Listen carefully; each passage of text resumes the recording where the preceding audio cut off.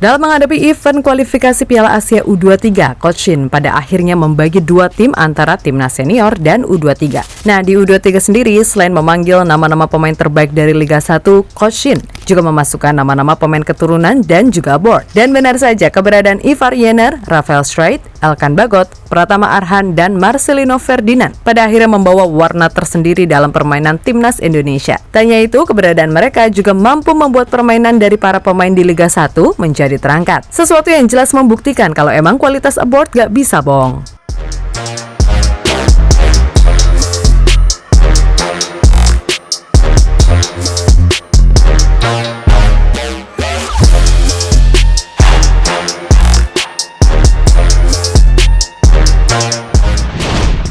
Timnas U23 Indonesia seperti yang kita tahu berhasil menang 9-0 atas China Taipei, di mana itu membuat peluang skuad Garuda untuk lolos ke putaran final Piala Asia U23 jadi sangat terbuka. Sebab di laga terakhir Indonesia sejatinya hanya butuh hasil imbang untuk lolos. Namun melihat kualitas yang ada, kok rasanya sayang banget kalau hanya ngincer hasil imbang.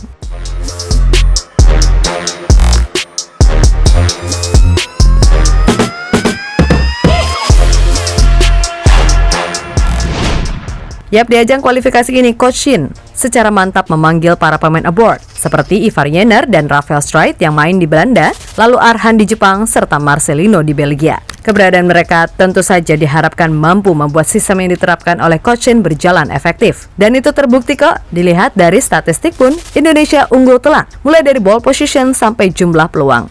Maka, skor 9-0 sejatinya adalah hal yang sudah semestinya diraih Indonesia.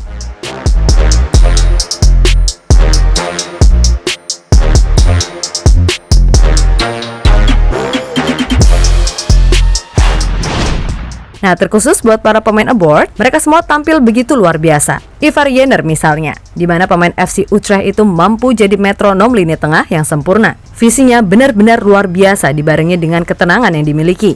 Hal itu terlihat dalam proses gol yang dicetak Witan, Rio Fahmi, dan juga Marcel di babak kedua.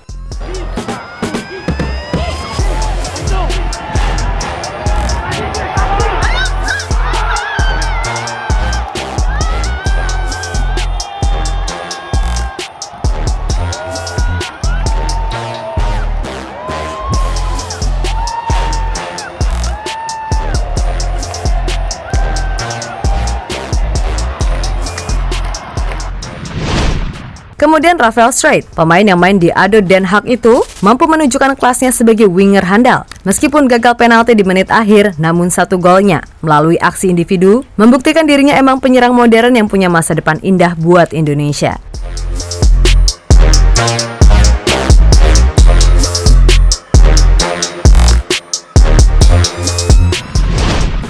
Selain dua Belanda tadi, jangan lupakan juga peran Marcelino yang juga tampil menawan di lini tengah. Berbeda dengan Jenner, peran Marcel di sini lebih sebagai box to box, di mana itu mampu membuatnya bergerak sangat mobile. Selain itu, kualitas dan ketenangan Marcel sangat layak diacungi jempol. Hal itu terlihat dari dua gol yang ia buat di laga kali ini.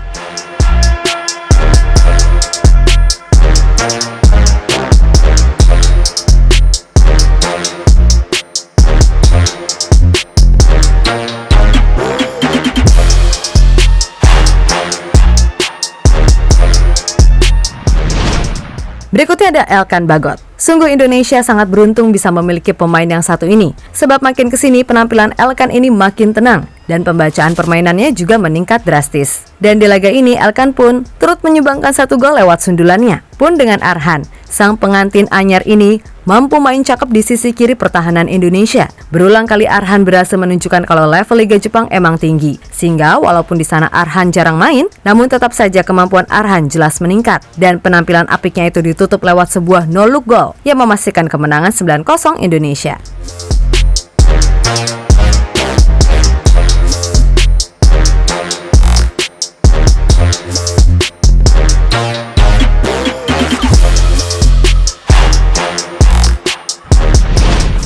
Ya, terlepas dari apapun, sungguh ini adalah sebuah bukti kalau apa yang dilakukan Sinteyong benar-benar membuahkan hasil. Dan bagi yang masih nyinyir soal trofi berkedok suara masyarakat yang bahkan gak tahu masyarakatnya siapa, sekali lagi monggo dilihat. Kapan terakhir kali Indonesia bisa main cantik diimbangi stamina oke? Selain itu, sekali lagi Mbok Yo diingat juga, lolos ke Piala Asia level senior via kualifikasi, itu juga sebuah prestasi yang gak lagi bisa didapatkan sejak terakhir tahun 2004. Lalu motong generasi yang hasilnya terbuktikan, membuat timnas U23 ini main dah kayak di level senior. Untuk itu, buat siapapun yang masih meragukan Sinteyong, tolonglah jangan membuat statement yang justru memperkeruh keadaan. Sama-sama kita dukung Coach Shin yang benar-benar merubah sudut pandang dalam bermain di timnas Indonesia. Mulai dari passing hingga presisi, semua wajib diapresiasi, bukan malah ditekan sana-sini demi kepentingan pribadi yang mengatasnamakan masyarakat.